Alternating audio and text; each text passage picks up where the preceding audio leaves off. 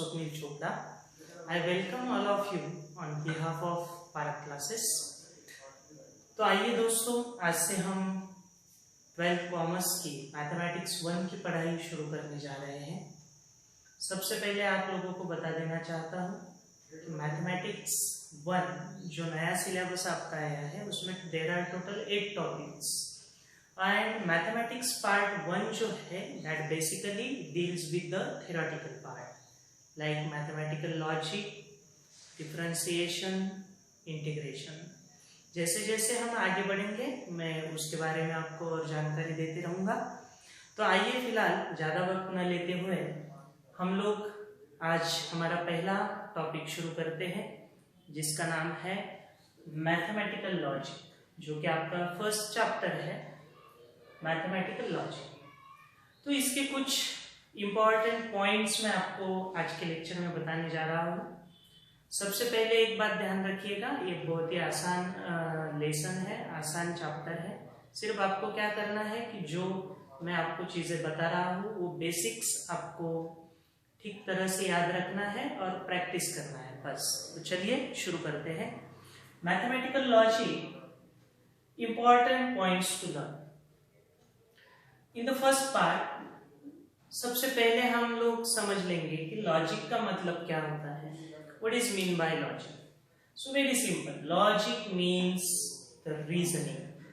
Logic का मतलब होता है reasoning, reason करना, तर्क बुद्धि लगाना। अभी in the mathematics, proper reasoning is very important, and that's why it is very important to study the mathematical logic.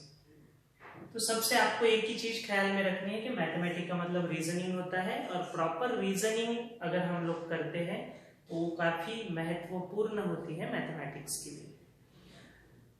आज के लेक्चर में जो हमें पढ़ना है उसके लिए सबसे जरूरी थोड़ा सा एक ग्रामेटिकल पार्ट आपको समझ लेना होगा, जिसमें मैंने यहाँ पे लिखा है, बहुत ही आसान पार्ट है, टाइप्स ऑफ सेंटेंसेस, वाक्यों के प्रकार। देयर आर टोटल 4 टाइप्स जो मैंने यहाँ पे लिखे हैं, 4 types of sentences. First one assertive और declarative sentence, second one imperative sentence, third one interrogative and fourth one exclamatory. आपको ये पहचानना बहुत जरूरी है क्योंकि एक्सरसाइज 1.1 हमारी जो है वो इसी पे डिपेंड है। तो फर्स्ट पॉइंट एसरेटिव और डिक्लेरेटिव, जिसमें मैं एक विधान करता हूँ, एक स्टेटमेंट करता हूँ। अभी वो स्टेटमेंट एक तो ट्रू होता है या तो फॉल्स होता है, दोनों साथ में नहीं होता है, उसे हम डिक्लेरेटिव सेंटेंस बोलते हैं। और जिसके आगे फुल स्टॉप भी होता है, तो बहुत ही आसान है एसरेटिव और डिक्लेरेटिव सेंटेंस, जिसका एग्जांपल मैंने यहाँ पे मेंशन किया है, Delhi is capital of India, Delhi Bharat की राजधानी है। तो ये एक विधान हो गया, स्टेटमेंट हो गया, जिसमें दिल्ली इंडिया की कैपिटल है, तो ये सही बात है, तो that is a true. So it is the assertive और डिक्लेरेटिव सेंटेंस। सेकेंड वन मैंने यहाँ पे और एक एग्जांपल लिखा है आपको समझने के लिए कि London is a capital of India. London जो है वो भारत का कैपिटल मीन्स राजधानी है। तो देखिए ये बात गलत है, that is the wrong statement, लेकिन स्टेटमेंट है। एक तो सही होना चाहिए या तो फिर गलत होना चाहिए, दोनों में से एक भी अगर है तो वो आप एसरेटिव या डिक्लेरेटिव सेंटेंस बोल सकते हैं, लेकिन दोनों साथ में नहीं हो सकते। रिमेंबर कीजिएगा, वो सही भी और गलत भी दोनों चीजें उसको अप्लाई नहीं होती है। एक तो सही होना चाहिए या तो फिर झूठ होना चाहिए, means either true either false. That is the सच type of statement we called as the assertive और declarative sentence. That is very important. Second one imperative. Imperative sentence किसे बोलते हैं, जिसमें हम लोग रिक्वेस्ट करते हैं या ऑर्डर देते हैं या कोई सजेशन करते हैं या ऑफर करते हैं, कुछ चीज ऑफर करते हैं, तो वो सब इंपेरेटिव सेंटेंसेस में आते हैं। जैसे कि आपको यहाँ पे शट द डोर, मैंने यहाँ पे एक सेंटेंस लिखा है, शट द डोर, दरवाजा बंद करो। दरवाजा बंद करो ये ऑर्डर हो गया, सो ये इंपेरेटिव सेंटेंस। ये जनरली वर्ब से शुरू होता है, पहचानने में बहुत आसान है। Open the window, window open करो, ये भी ऑर्डर हो गया, so that is the imperative sentence. और एग्जांपल मैं आपको ओरली बताता हूँ, जिसमें have a cup of T, जहाँ पे मैंने आपको चाय ऑफर की है। So have a cup of T is the offering, जिसे हम ऑफर कर रहे हैं दूसरे को, तो वो भी इसमें आ जाएगा। तो आप लोग समझ जाइएगा, अगर कोई सजेशन है, रिक्वेस्ट है, ऑर्डर है, तो उसे हम लोग इंपेरेटिव सेंटेंस बोलते हैं। उसके बाद इंटेरोगेटिव। इंटेरोगेटिव मीन्स प्रश्नार्थक वाक्य। प्रश्नार्थक वाक्य पहचानने के लिए बहुत आसान होता है, जिस सेंटेंस के आगे क्वेश्चन मार्क आ जाएगा तो आप समझ जाएगा कि वो प्रश्नार्थक मीन्स इंटेरोगेटिव सेंटेंस है। एग्जाम्पल तो मैंने एक लिखा है बहुत आसान, what is your thing, so that is a question mark, it means that interrogative sentence. Now the next and last one, exclamatory sentence.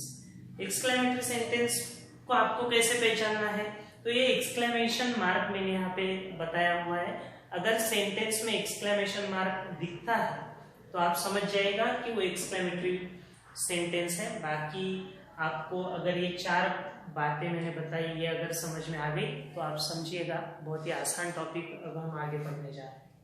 तो आशा करता हूँ आपको ये पार्ट समझ में आया होगा। आगे बढ़ते हैं।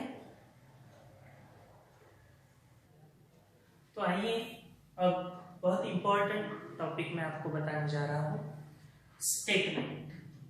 हमें एक्सरसाइज 1.1 में स्टेटमेंट आइडेंटिफाई करना है, जिसमें हमें पूछा जाएगा कि आइडेंटिफाई द स्टेटमेंट, ये स्टेटमेंट है या नहीं, ये अपने हमें पहचानना होता है। तो इसके लिए हमें ये समझना जरूरी है कि स्टेटमेंट किसे कहते हैं, या स्टेटमेंट लॉजिक में स्टेटमेंट कैसे पहचाना जाता है। तो सबसे पहले statement means what. Statement is a assertive sentence, जैसे कि मैंने अभी टाइप ऑफ सेंटेंस आपको बताया था, उसमें मैंने पहला टाइप बताया था assertive sentence. Assertive sentence statement या एसर्टिव सेंटेंस होता है विच इज आइदर ट्रू और फॉल्स। एक तो वो ट्रू होगा या फिर फॉल्स होगा। फिर से बहुत अच्छे तरीके से समझ लीजिए, एक तो वो ट्रू चाहिए या तो फिर फॉल्स चाहिए, लेकिन बट नॉट बोथ साइमल्टेनियसली। लेकिन दोनों चीजें एक साथ एक ही सेंटेंस में नहीं होनी चाहिए। मीन्स वो ट्रू भी हो सकता है और फॉल्स भी हो सकता है, ऐसी सिचुएशन नहीं चाहिए।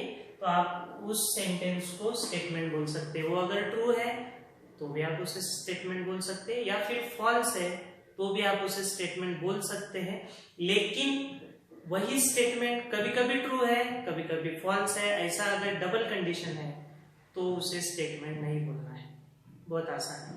उसके बाद अगर इंपेरेटिव सेंटेंस है, अगर इंटेरोगेटिव सेंटेंस है, अगर एक्सक्लेमेटरी सेंटेंस है, 3 टाइप जो पिछले टॉपिक में मैंने बताया था, 4 टाइप के सेंटेंस बताए थे।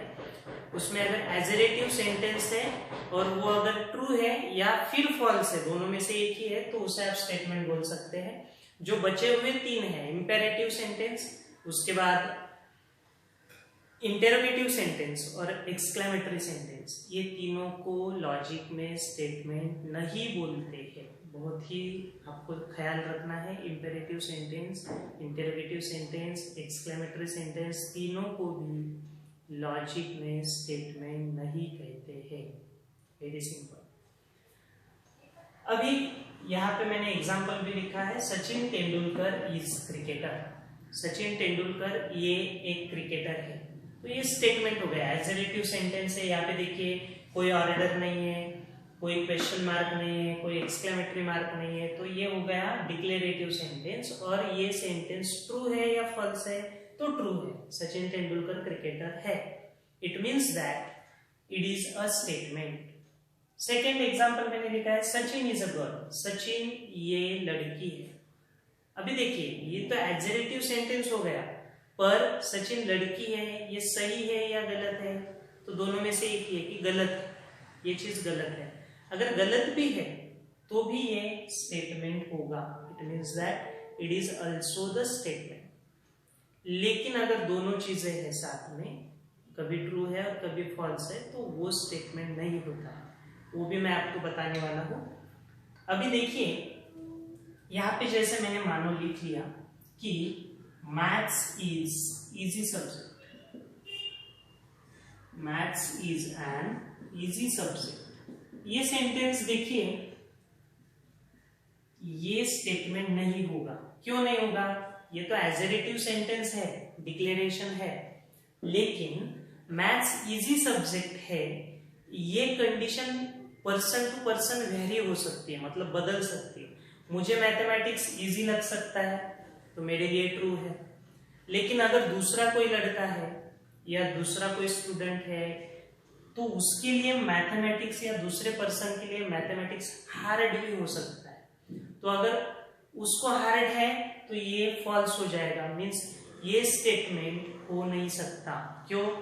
कि ये कभी कभी ट्रू है, किसी के बारे में ट्रू है और किसी के बारे में फॉल्स है। अगर दोनों चीजें साथ में आ जाती है तो उसे हम स्टेटमेंट नहीं कहते हैं। Means this sentence or it is not a statement because it is either it is may be true may be false, दोनों भी हो सकता है। तो ऐसे सेंटेंस को हम लोग बोलते हैं open sentence. we call such type of sentence as a open sentence। remember others, open sentence मतलब क्या?